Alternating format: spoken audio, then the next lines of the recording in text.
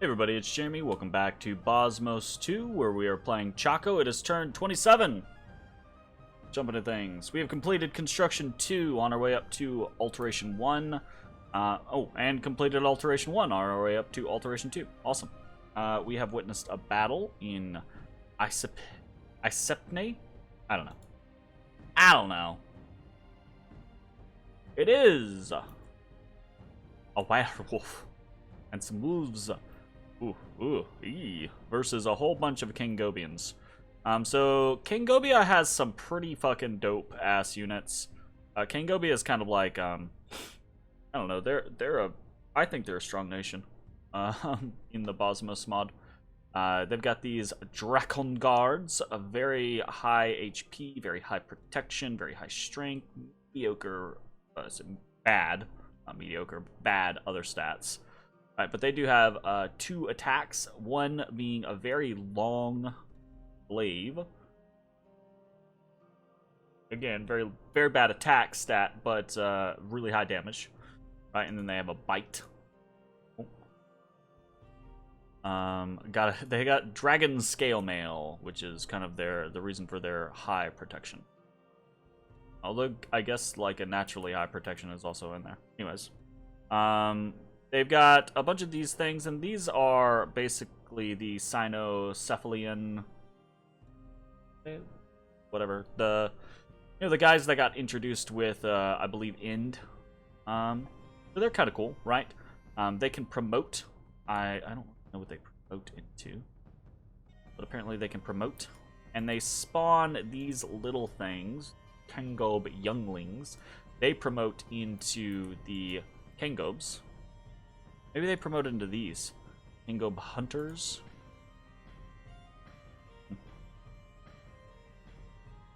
What it says. Yeah, I don't know. But that could be cool. Into the Kengob hunters. Draconarang? Really? They have a boomerang? Interesting. All these hunters have 0 XP, so I'm assuming it's not them. I have to look that up. That's kind of interesting.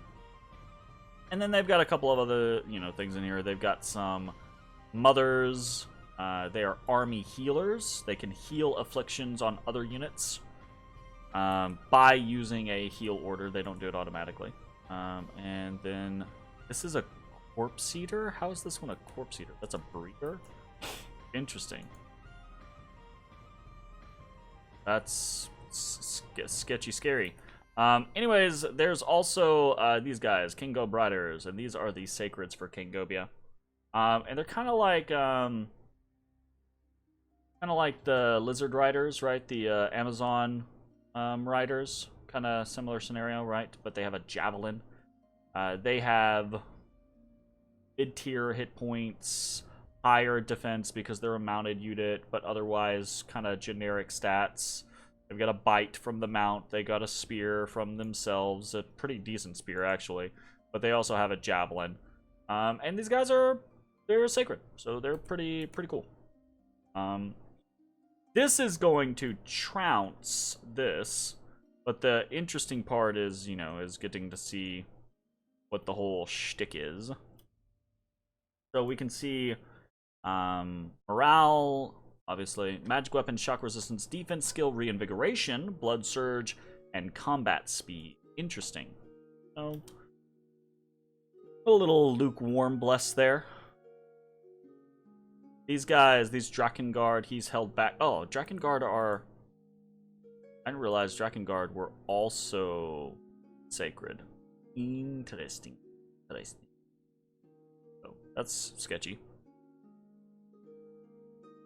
Alright, well, that's a super easy fight for Kingobia. Lost 2 Kengobs, lost 2 Kengob younglings. Did a bunch of magic searching, didn't find anything. Had a proclamation from Ashfidel, Errata's Doom. Ooh, the Etten Mandragora. Alright, cool, fair enough. And then we have a couple of unexpected events. We've got an unexpected event in Woven Plain. Barbarians have been caught and interrogated. They seem to be preparing a large-scale attack. It's turn 27. You know what? I actually forgot about this. So, turn 27.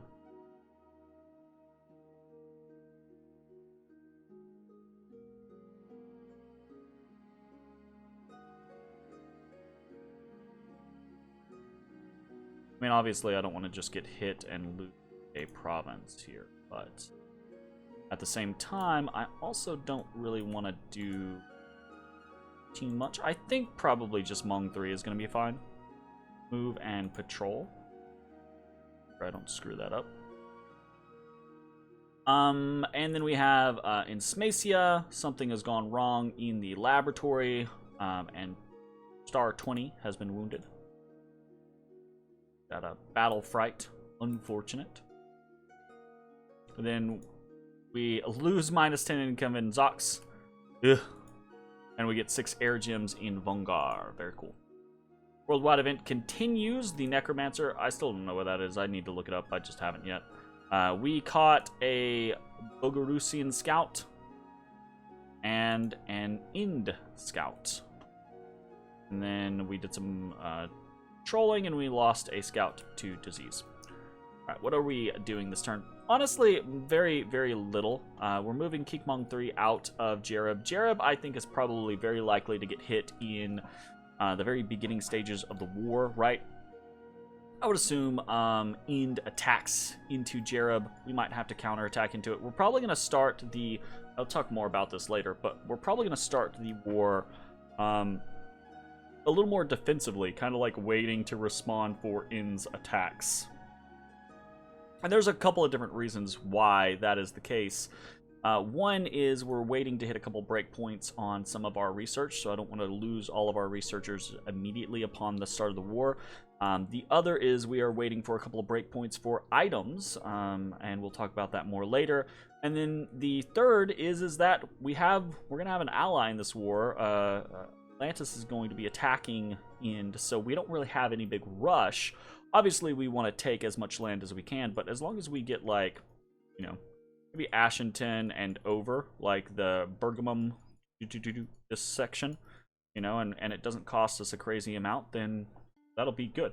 That'll be a positive exchange for us. So we're looking for more defensive fights, at least initially, especially so that we can utilize our Great Bear in Dominion. That'll be good for us. Jereb, unfortunately, lies outside that realm. And I waited too long to put a fort up there, so it's just going to be difficult for us to protect it. So we're going to probably lose it, and it is what it is. So we'll just have to respond to it when we...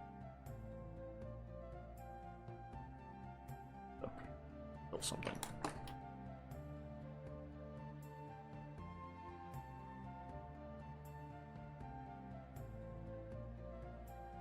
Sorry. We're moving out of Jereb. We're continuing to site search in a few places. But most of what we're doing is making sure we are moving towards the proper fronts. Okay? We are recruiting pretty heavily in as many places as we can in Smacia, recruiting in Ablak, recruiting a Star Priest there, recruiting in Zaburia. I believe we are recruiting forces in High Peaks, yes. Building a lab in High Peaks, so we can start recruiting Star Priests there. Continuing with the fortified village in Temiglia. So we're going to have a little bit of a border here, right, of fortresses. That should be good. We are consolidating some forces from Wuya 5. He's got another 6 Katsinas and some more forces to bring into Zaburia. Zaburia is going to be one of our main attack forces. We are moving forces from Assad into Zaburia as well. We're going to have a handful of Jade Maidens that we'll be able to put on, like, a, you know, on a flank and do an attack rear command, etc. So they'll do work. Be fine. The main focus, though, is moving more Star Priests into Zaburia, and also, we're going to have 3 Wuyas in Zaburia. So, we're going to we're going to respond to Ind by moving into Asheton or maybe moving into Jareb, etc., using these connection points. And we're probably going to do that and then branch out with Wuyas in multiple different directions. So we're working on some of the gear that we have. We've been putting together little gear supplemental pieces here or there. Some of you might notice that we are missing a lot of gems. And that is because we are sending a lot of gems to Erythia. Some of the gems that we're sending to Erythia are just from a gem exchange. They were interested in particular gems and that we weren't, so we're just sending some over because it's a fair exchange. Good for us. Other gems we're purchasing some gear with, and it's a steep purchase, honestly. I normally would not go for the exchange. One, because it's Erythia, and that's a nightmare. Two, because it's a little overpriced for what I'm getting. But I should be getting them in good time, and they're going to be very good. So basically, I'm getting stuff like Boots of Messenger, Armor of Knights, Firebrands, things like Scutado Volturnuses, etc. Right? So things that are probably going to be relatively valuable, especially if I get into a scenario where I get attacked by, you know, like a bunch of Gogs or something like that, and I can chuck a Wuya in there. And if I hit good alteration breakpoints, that Wuya can Iron Skin bless themselves and then be, you know, a 30-ish protection Wuya with regeneration and temper flesh and a vine shield and a firebrand and reinvigorate. You get the message, right? Like, that's gonna be very hard to deal with. One of the potential ways that it could be dealt with, and this is something that I've been trying to keep an eye on, is that Ind has a bunch of very strong astral mages, right? So it's very possible that they have gone up into thaumaturgy and have soul slays ready. So that's going to be something that we're going to have to keep an eye out for. If he does have soul slays, we're going to need to make sure that we are very careful in what our Wuyas try to tank, and we have to be very careful about where do we put our god, etc. He has pretty high magic resistance, but a couple of soul slays, we've seen it before, right? A bad roll and boom, you're done. So we don't want that to happen. In the meantime, we're going to be able to retaliate with things like small mind burn communions, which should do relatively well against his... again, wrong thing. Against his units, right? His Bacolites, or just units in general. They have decent magic resistance, but the damage from the mind burn is absolutely in range to kill them in one shot. Not guaranteed every time, obviously, right? But just about everyone in his lineup can be one-tapped with a mind burn, or potentially one-tapped with a mind burn, so that's good.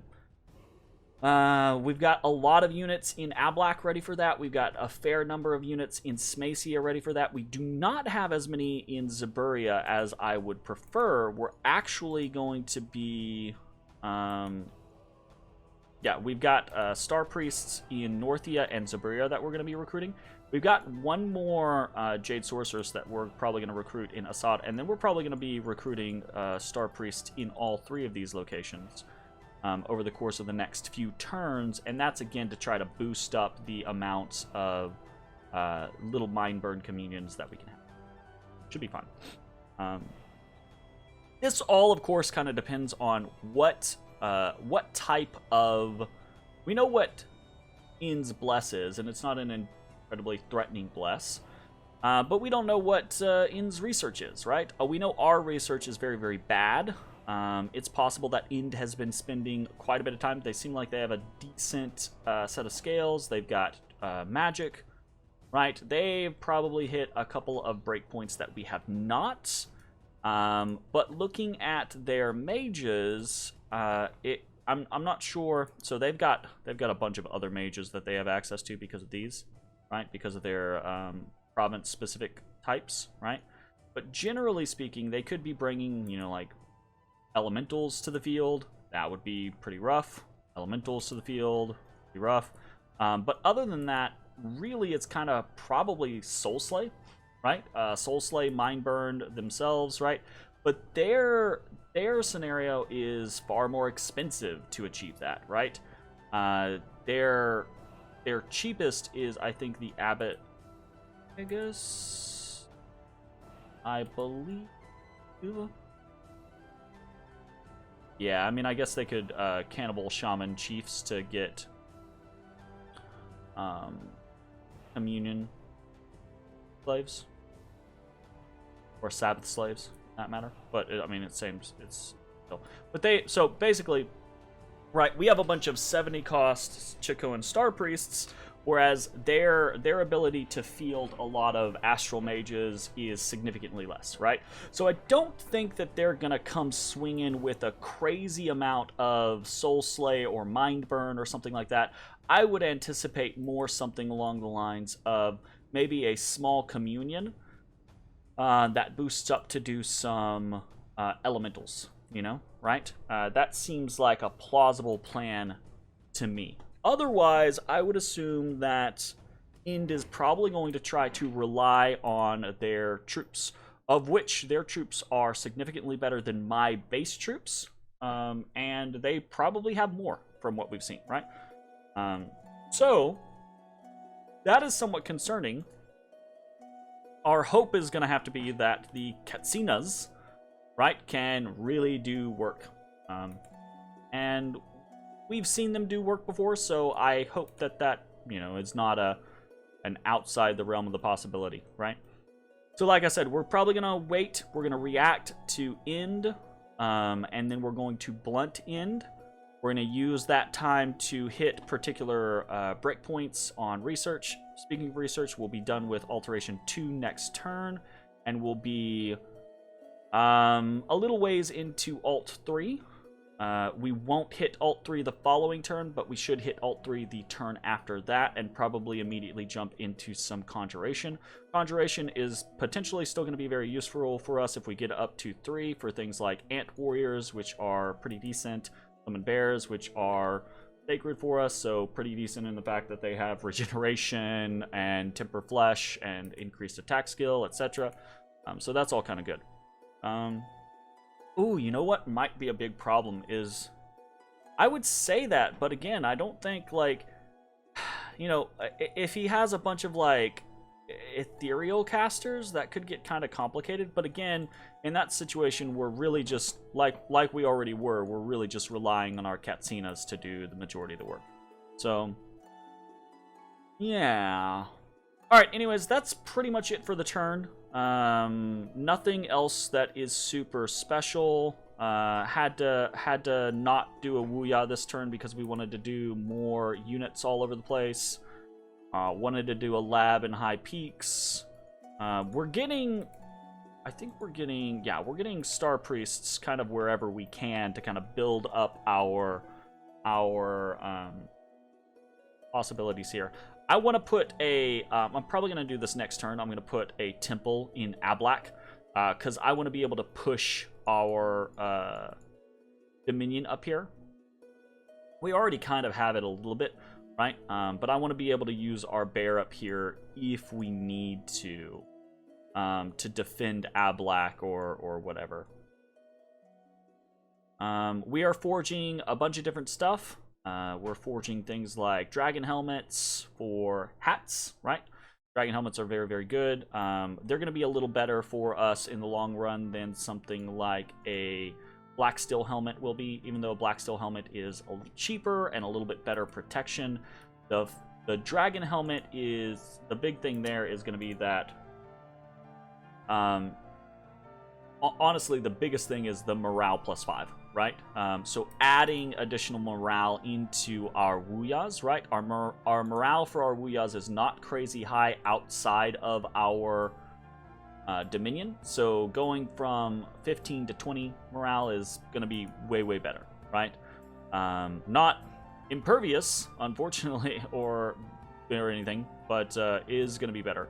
Eventually, I would prefer to like replace Burning Pearls with something like Ring of the Warrior, because that gives additional morale. Or I would just do something like dual wielding, which is kind of meh, but you know, giving them what's the axe? I can never remember what the damn name of the axe is. Well, you have access to it, right? Don't you? No, it's a construction 4 item, right? Yeah, the axe that makes you go berserk if you take a wound. So that, of course, would be pretty good. We're also making a couple of lucky coins. They're decent shields that we can forge. Just looking for options here. So it gives luck. Luck is pretty good. Especially it's a layered defense on top of what we're already utilizing, right? Protection 19 is not bad for a shield. Parry 4 is not good for a shield, but it's kind of the trade-off. We don't lose any real defense or have any encumbrance or anything like that. So we're making a couple of those. Those are pretty simple for us to do. Doing some more enchanted spears. They're not the greatest weapons, but they'll work. We're doing some more burning pearls.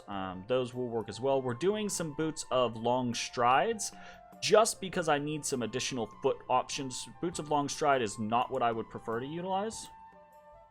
Take a look at what that is. Not what I would prefer to utilize, but it does give us increased map move, which I want to have access to move my Wuyas around in the area. Eventually, we'll probably have a little core of Boots of the Messenger. Every Wuya will probably have some boots. That's the plan. But that's later on down the road when we get there too, because we don't want to buy all of the gear that we go for. We're just... Honestly, I'm spending all these gems to use right now with obtaining gear, because we're not going to use them in combat, right? Because we don't have those abilities yet. Although, again, if we go up Conjuration in the near future, that might be something that we fall back on, like summoning a fair number of lesser earth elementals or fire elementals might be the route that we go there. Trying to see if there's anything else that we're really doing. Another enchanted spear. We probably don't need that many enchanted spears. We have 1, 2, 3, 4.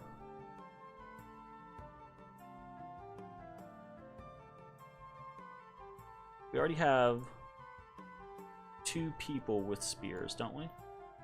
Yes. 7, 6. We don't need one of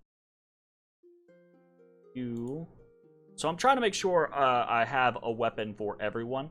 Obviously, we're going to have a couple of Wuyas that don't really need weapons because they're going to be more combat leaders than they are thugs, right? But I want to eventually... The kind of goal is to kit out all my Wuyas, right?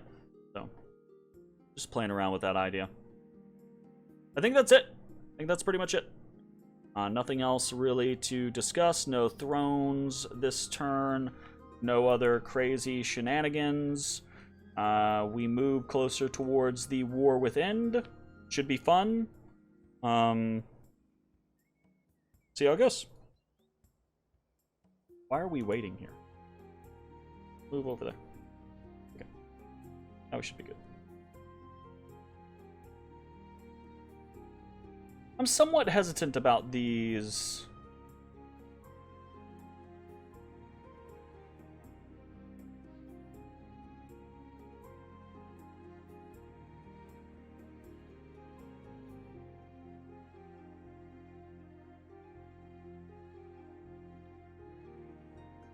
What's the likelihood of like 50 barbarians fucking up these 6 Katsinas? I think it's high. Probably change this at the very least.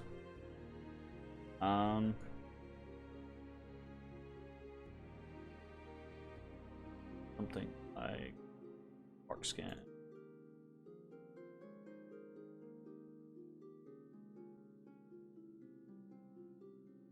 Fast at that point. Okay. Yeah, we should be fine. Alright, that's going to be it for the turn. Thanks for watching. I will see you all next time. Bye, everybody.